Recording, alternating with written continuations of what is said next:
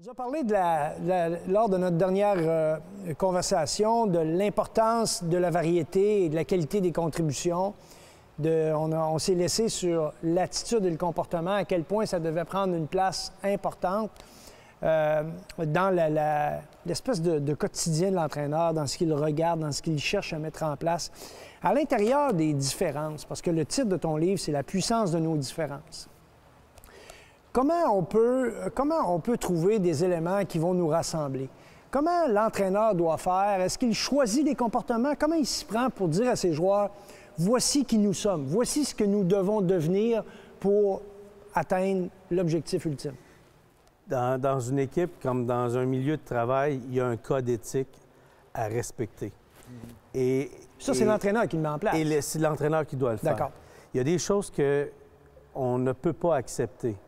Moi, je suis entraîneur, c'est à moi à corriger les autres, c'est à moi à diriger mon équipe, c'est à moi à les guider, c'est à moi à faire ce travail-là.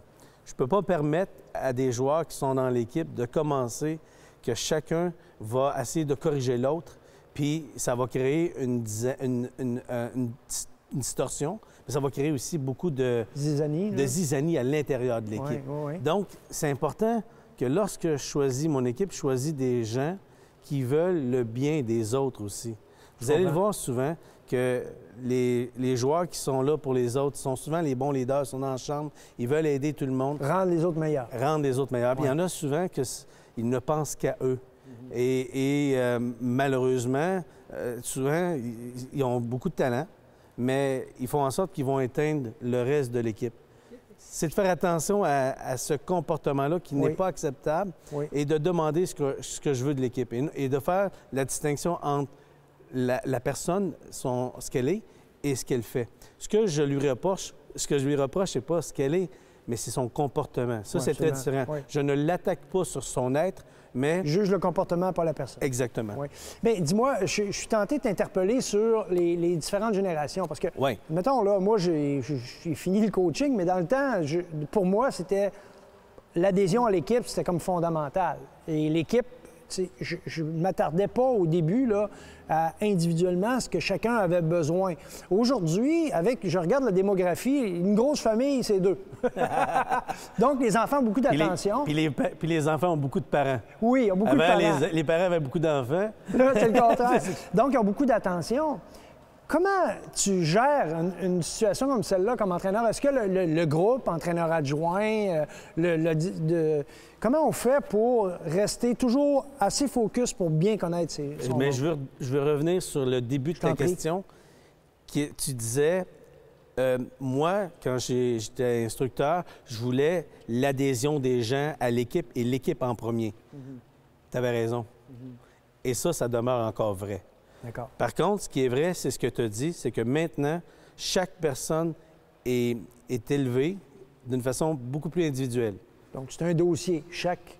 Oui, parce qu'ils sont dans des plus petites familles. Moi, j'ai une famille de 8. Je suis le dernier. Mes parents ont fait des essais 7 coups avant moi. Mes frères sont laids, ça n'a aucun bon sens. Moi, ils m'ont donné la beauté. Mais à eux autres, l'intelligence. Mais c'est très différent lorsque... on est élevé, que tout est axé sur soi. On arrive dans une équipe où là, on n'est plus seul maintenant. Il y a d'autres personnes, puis je dois partager l'attention de l'instructeur, l'attention des gens avec d'autres autour de moi. Donc, ma façon à moi aussi, comme instructeur, je dois savoir et connaître de façon plus individuelle chacun de mes joueurs pour faire en sorte qu'ils se sentent bien intégrés, ils sentent qu'ils sont importants. Donc, la première partie, tu avais raison, et c'est le centre. Et c'est pas, on commence pas par l'individu, on commence, voici l'équipe, et voici maintenant comment on va rentrer les individus dans l'équipe. Mais l'équipe, elle est fabriquée d'individus qui doivent chacun avoir leur propre couleur, mais surtout et avant tout respecter la couleur des autres. Oui. Ce que les autres sont. Oui. Quelle belle conclusion. Écoute, c'est une façon intelligente de dire à quel point c'est important d'être bon dans le champ. Ah oui, puis surtout sans la rondelle.